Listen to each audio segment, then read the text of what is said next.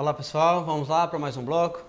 Nós finalizamos no bloco anterior tratando de defesa, do menor. Eu comecei a falar de uma conduta mais grave e uma conduta menos grave. Aí o menor comete alguma infração, porque o menor ele não comete crime, muito pelo contrário, o menor comete um ato infracional, mas ainda assim o Estado também tem o dever e a obrigação de punir? Tem. Agora, se você cometer, ele vai responder, mas ele não vai ser considerado como um crime, porque o menor ele comete um ato de infração penal e não comete um crime. Então, quem vai cometer crime são os adultos.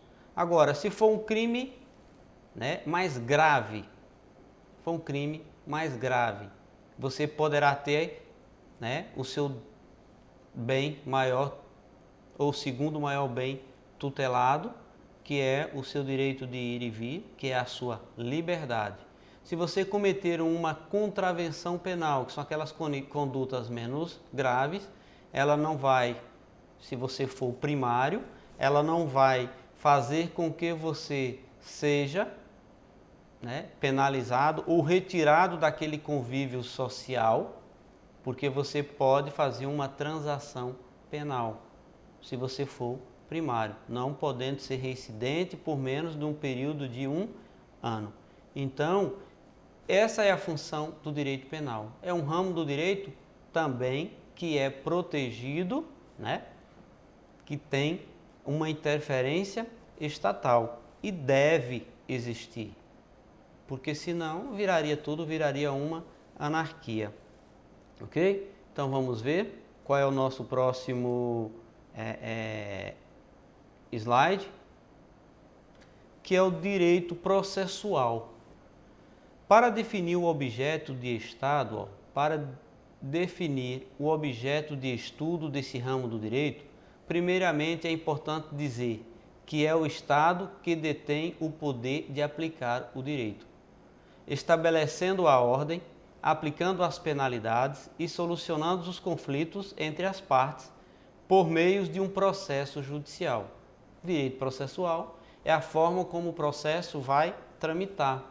As fases processuais, que nós vamos ver, podemos ver, ou vocês já estão vendo, do processo. E aí quem é que vai determinar como isso vai acontecer? É o próprio Estado. Então o processo ele tem as suas formas,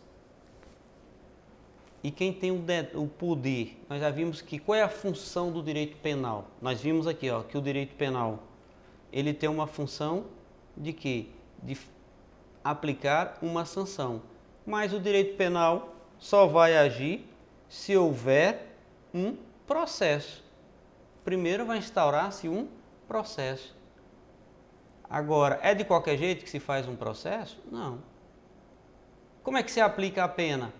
É o direito processual que vai determinar. Como é que vai solucionar os conflitos entre as partes? É por meio de um processo. Que processo é esse? Um processo judicial. Lá todo mundo vai ter o direito contraditório, o direito à defesa, de um julgamento justo, de um juiz imparcial, porque o juiz não pode ser parcial. Então isso é a fase do direito processual. Isso é o ramo do direito. Quem é que cuida desse ramo? Quem é que pode dizer o que pode ser, ou da forma que vai ter que ser processado alguém? É o próprio direito processual. Ele é que vai determinar. Então há uma interferência estatal, ok? Então as partes, as penalidades, solucionar o conflito. Professor, mas alguém cometeu algum delito e o juiz diz que não tem lei que trata de determinado assunto. E essa pessoa ela vai ficar impune? Não. O juiz não pode deixar de julgar alguém alegando que não existe uma lei. Ele vai ter que fundamentar, tá? A lei, em que seja por um princípio, por um costume, né? Ele vai determinar, de qualquer forma ele vai ter que julgar, ele não pode deixar de julgar por dizer que o Estado, ou que não foi ainda de certa forma elaborada uma lei para que se aplique a um determinado caso. Então o juiz ele vai ter que julgar. Agora, ele vai julgar se houver um processo judicial, que é exatamente o que o direito processual vai fazer. Ele vai te dar todos os trâmites legais, né, de que forma vai ocorrer o determinado processo. Ok? Dessa forma, o ramo em questão visa disciplinar de que forma isso vai se dar, estabelecendo princípios e regras a serem previamente obedecidas, tanto pelo Estado quanto pelas partes que disputam na disputa judicial.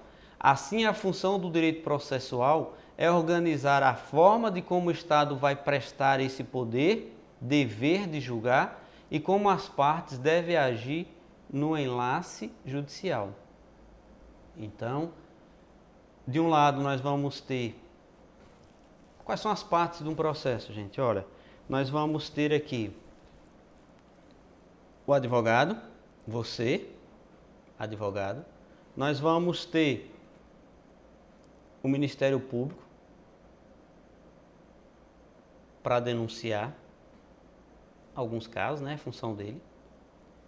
O juiz para julgar. E as partes, ou a parte, que será envolvida, seja autor ou réu. Para que haja um processo, é preciso. Para que haja um processo, é necessário que alguém mobilize o judiciário. Então, esta é a forma do direito processual agir. Então, o direito processual, ele vai trazer toda essa forma, precisa, por exemplo, dessas partes, e aí o juiz ou o magistrado, ele vai determinar uma sentença. Ele vai dar a sentença do jeito que ele bem achar conveniente? Não. Essa sentença também, o direito vai dizer, processual vai dizer que essa sentença ela deverá ser fundamentada. Em que, professor? Na lei. É isso que precisa ser observado. Então, o direito processual, ele vai disciplinar de que forma vai dar, né, esse julgamento. Sobre o quê? Sobre as regras, as normas, obedecido. Quem deve obedecer esse direito? Tanto o Estado, como o próprio Estado, deve obedecer, bem como as partes. Aí nós temos também um outro direito, que é o direito eleitoral.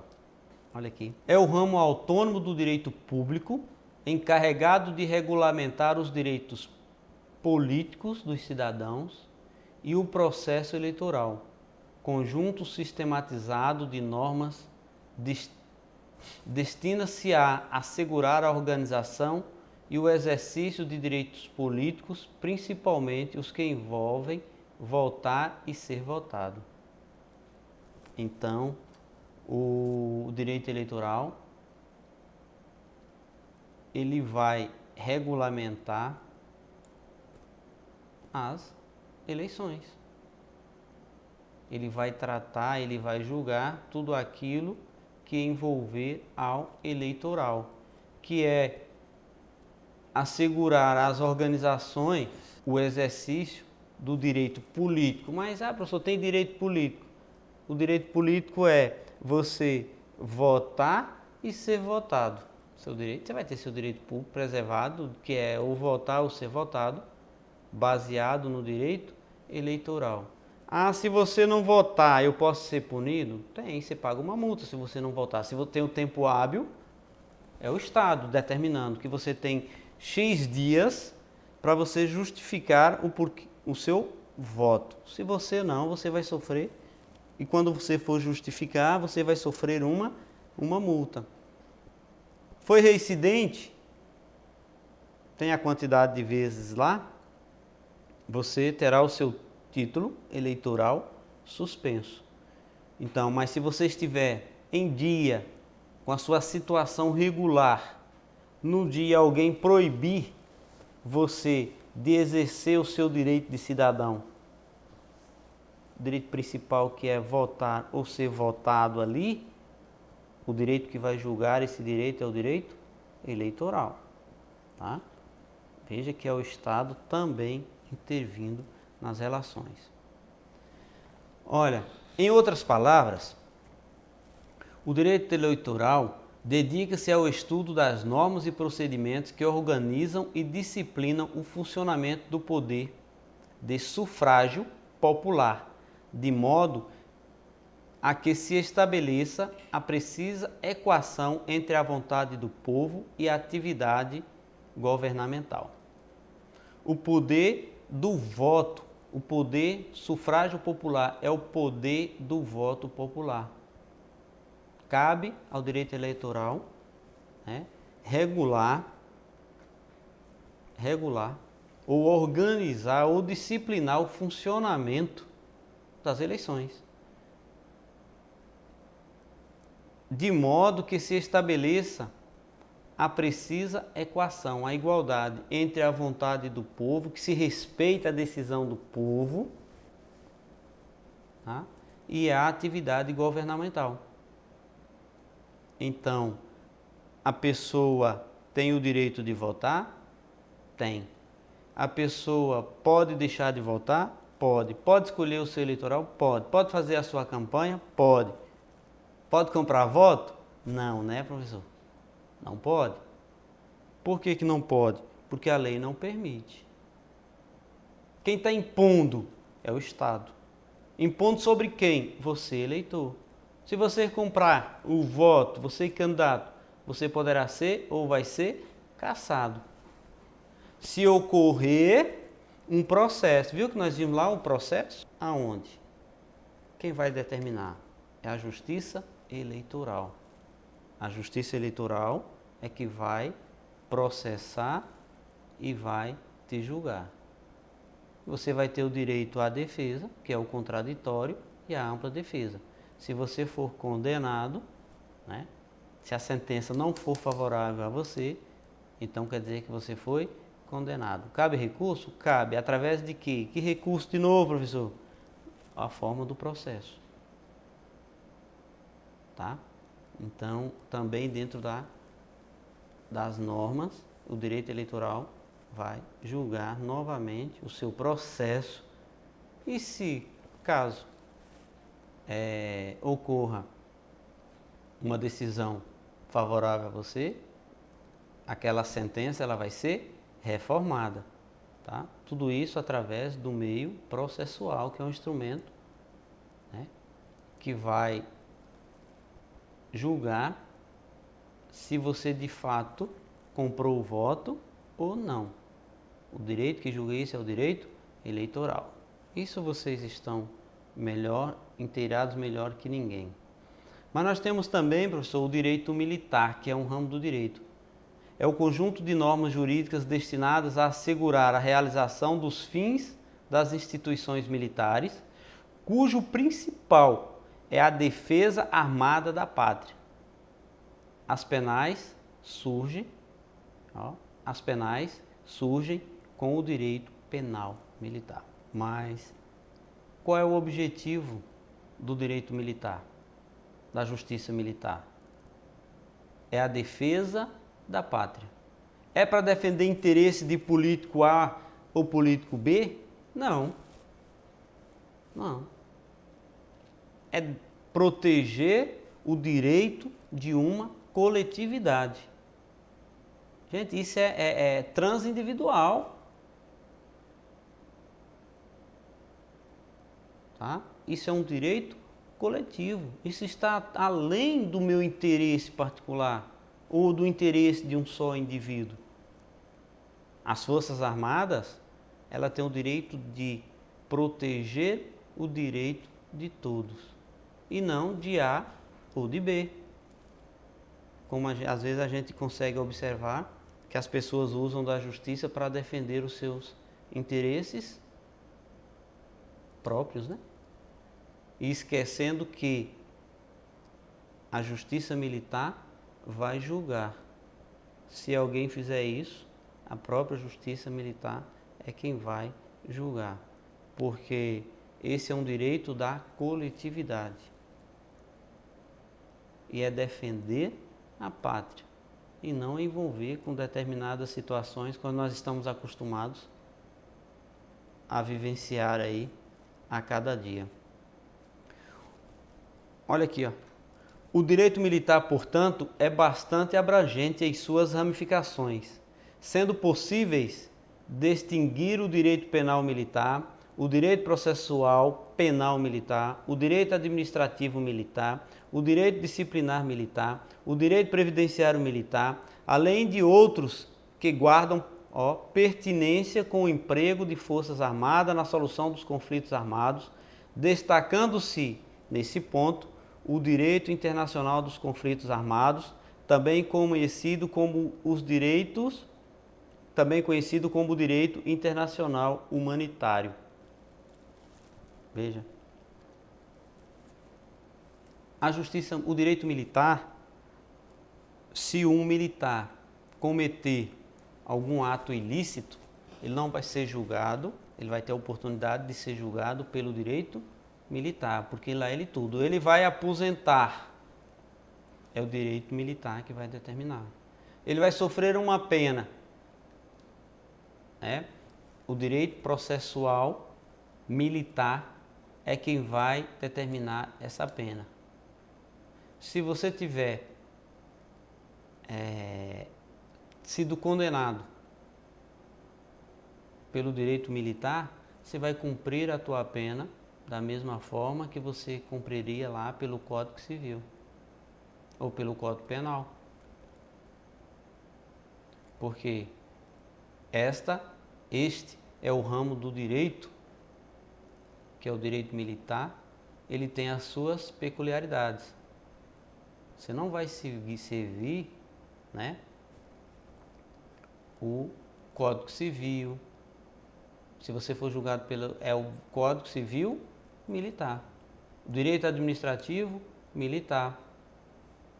Não é Código Civil. Você vai seguir o direito militar. Seria civil se você fosse civilmente, mas se você se enquadra no direito militar, você perde a qualidade aqui para ser julgado pelo Código Civil. Certo? Por isso que tem as ramificações, que é o direito processual penal militar, direito administrativo militar, direito disciplinar militar, direito previdenciário militar, além de outras pertinências, tá?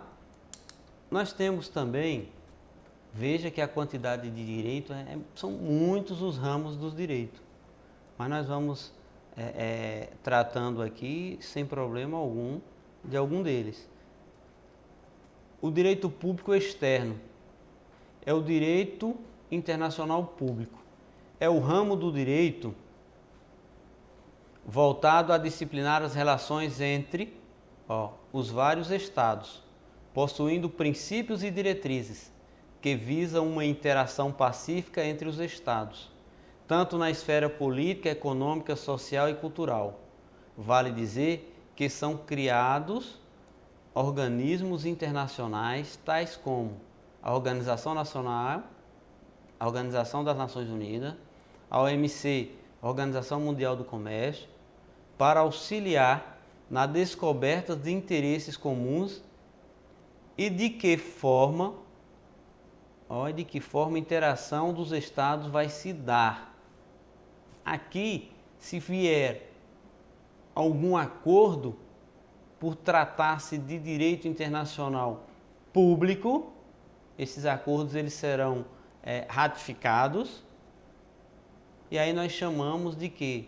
O nome que se dará a isso? Nós vimos lá, são os tratados internacionais. É o direito público, é o Estado aqui, tá? É o Estado tratando do direito da coletividade no âmbito internacional. Então, são vários estados. Eles fazem as conferências e lá eles acordam ou concordam. Por exemplo, no combate hoje nós estamos vendo ao meio ambiente. E aí o Brasil vai ratificar, o Brasil vai participar, né, dessa convenção. E aí lá firma o acordo. O acordo vai ser, quando chegar, vai ser se ele vai ser ratificado ou não. Mas se já foi, tem uma tendência, possa ser que de repente não ratifique, e aí ele não vai ter validade aqui. Aí não é um tratado, participou da convenção, mas não ratificou, né? E aí não há que se falar em tratados internacionais. Mas à medida que o Brasil foi lá, discutiu com os outros estados, concordou, ratificou, é preciso ser seguido. Esse é o ramo do direito público externo que vai tratar dessas ações. Tá? Então, são organismos internacionais. Por quê? É um ramo do direito público externo. Externo, fora do país. É o Estado, né? É o Estado envolvendo no direito ou na defesa ou na proteção de toda uma coletividade no âmbito internacional. Ok? Então, o direito internacional público e externo. Surge aqui como eu disse, os tratados internacionais. Mas existe também os ramos do direito privado. Pertence ao direito privado por excelência, pois visa regular as relações dos indivíduos.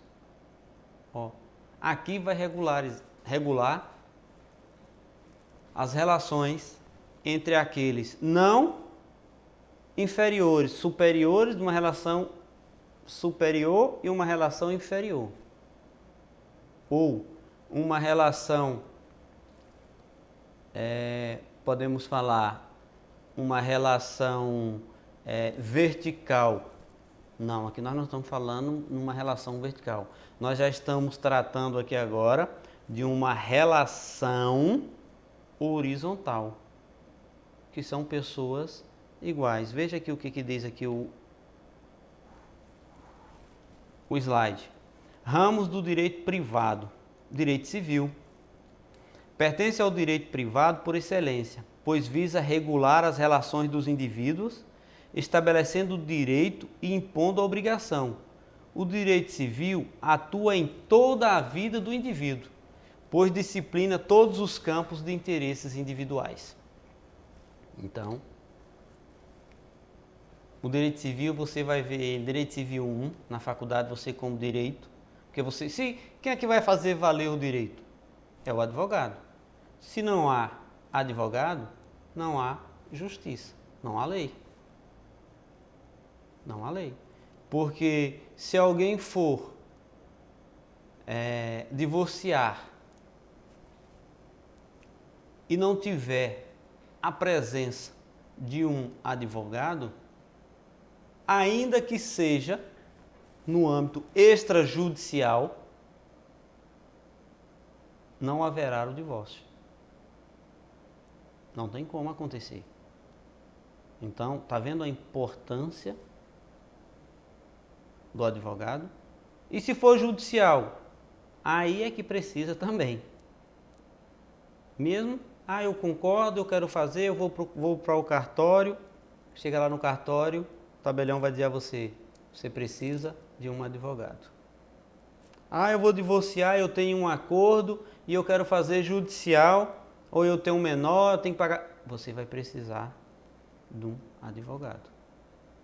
Então, para toda a tua vida, o tempo todo, nós vamos viver ou conviver com esse direito privado que é chamado de direito civil. porque todas as suas relações, ou quase todas elas, as suas obrigações, dar, fazer, não fazer,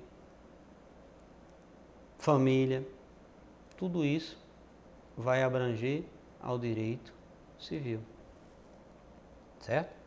Então, o direito civil, ele vai estar presente na tua vida mais que nunca. Engraçado é que quando trata em direito civil, as pessoas ou tem alguém que chega e diz: eu adoro penal. Aí vai namora com penal e resolve casar com civil. Outros namora civil e casa com penal. Isso é da opção. Mas o direito civil, ele vai estar o tempo todo na tua vida. Por isso que é importante o curso de direito. Por isso que é bom você conhecer. E se você quiser ser bom, ser um advogado bom, seja bom em processo. Se você for bom em processo, você será bom nas demais disciplinas. Aplique-se o bastante no processo, porque o processo ele vai te dar um embasamento muito favorável, tá, na sua vida profissional, que é a vida de advogado. Olha o que diz o direito civil. Vamos lá. O Código Civil, ou seja, reunião de todas as leis de direito civil, é estruturado em duas grandes partes.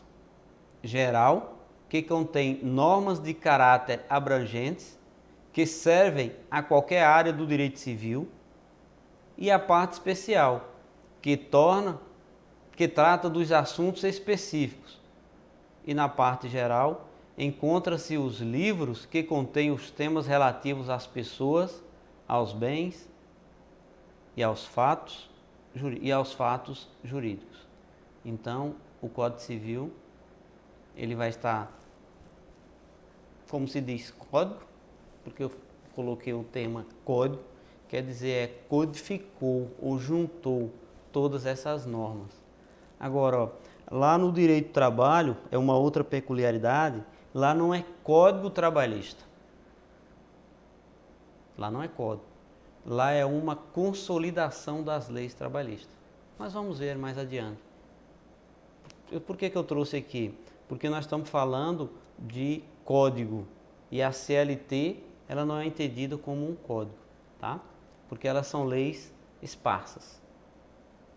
Todas as convenções que foram tratadas referente ao trabalho, todas as normas que foram tratadas nas constituições, o Brasil aderiu ou seguiu, e aí estava tudo separado. O que eles fizeram? Juntaram tudo. Bem assim foi feito aqui no Código. Todas as normas, todas as leis do direito civil, tudo que regulamenta o direito civil, pegou e ingressou aqui nesse Código Civil. Então, todas as relações do ser humano, de você privado, todas as relações do seu dia a dia, ela é regulamentada pelo direito civil, ok? Então, Código Civil, ou seja, reunião de todas as leis de direito civil, e ela se subdivide, tá? Na parte especial, na parte geral. E aí, por isso que na faculdade você vai estudar por demais o direito civil. Não se preocupe, porque tudo isso vocês estarão vendo novamente. Já a parte especial do direito civil, ele vai tratar das obrigações, dos direitos da empresa, direito das coisas, direito de família, direito das sucessões, e um livro complementar das disposições finais e transitórias. Assim, verifica-se que o direito civil abrange todas as áreas do relacionamento humano, que serão objeto de estudo durante todo o curso de direito. Foi o que eu falei para vocês. Se você, direito das coisas, se você for tratar de patrimônio, direito real, Direito de família, a gente fala de direito, a gente fala de herança, né? Aí são as sucessões. Tudo isso vocês vão ver também. Então, esse é um ramo do direito que vai tratar de uma relação em pares, né? Em partes iguais. É uma relação horizontal e não uma relação vertical, porque aqui não envolve o Estado dessa relação. Ah, professor, eu tenho um imóvel e eu quero vender a qualquer custo. Tem quem compra. Posso fazer? Posso. Posso vender? Posso. Não posso vender. Porque isso aqui é um bem que é de herança. Tem um procedimento. Tem a forma processual. Aí o Estado vai dizer para você só poderá vender se você cumprir determinado requisito. É herança? É. Tem inventário? Não. Posso vender? Não. Para a lei, não. Se tiver o registro desse documento, se constar, até porque quando você for fazer o inventário, a primeira coisa que vão pedir é uma certidão do inteiro-teor, para saber a origem desse bem e a quem a ele pertence, e se você de fato é um herdeiro. Aí nós entramos aqui agora no direito do trabalho. O direito do trabalho, ele é o ramo do direito diferenciado. Por que ele é diferenciado? Porque ele tem suas normas um tanto quanto diferente. Mas esse ramo, ele se destina também a disciplinar as relações de quê? De trabalho.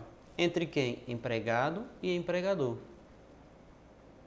Mas tem uma coletividade aqui? Tem, porque o direito do trabalho ele se subdivide também em dois ramos, né? Que é o direito do trabalho individual e o direito do trabalho também coletivo. É por isso que se diz que o direito do trabalho, ele, como eu disse anteriormente, tem pessoas que acreditam que ele seja um direito público e não um simples direito privado. Por que não direito privado? O que acha que ele não é um direito privado? Porque existe a norma pré-estabelecida para ele. Há uma interferência do Estado na forma de regulamentação desse direito do trabalho. Agora ele se regulamenta também através de quê? Dos princípios, das regras, de forma a evitar a exploração do empregador perante ao empregado.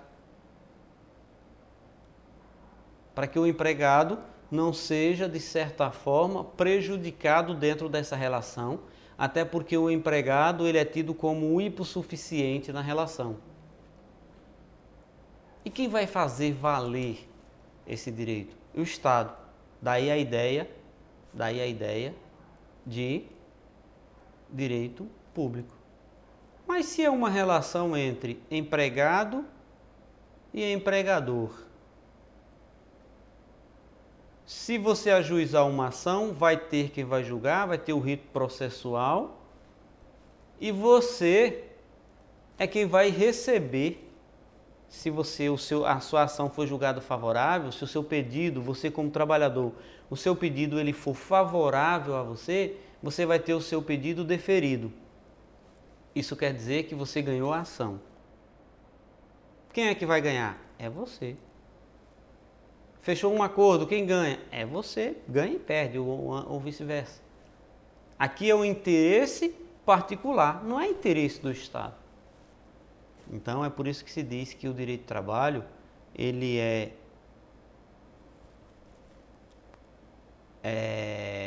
pertence ao direito público e não ao direito privado. E aí esse impasse. Mas o que na verdade direito do trabalho é um ramo que se destina a disciplinar as relações de trabalho, estabelecendo princípios e regras de forma a evitar a exploração a exploração do trabalho, a exploração do empregador, né, pelo trabalho, e conceder direitos e obrigações recíprocas, tanto aos que prestam os serviços, quanto para aqueles cujo serviço se destina. Então, o direito do trabalho pertence ao direito privado, tá? Embora tenha uma interferência do direito público. Mas no próximo bloco nós trataremos um pouquinho mais sobre o direito do trabalho, tá? Porque ele é muito amplo também aqui. E aí, no próximo bloco ou na próxima aula, nós trataremos sobre esse ramo, né, que é o direito do trabalho dentro do direito privado, ok? Então, pessoal, bom descanso e até o nosso próximo encontro.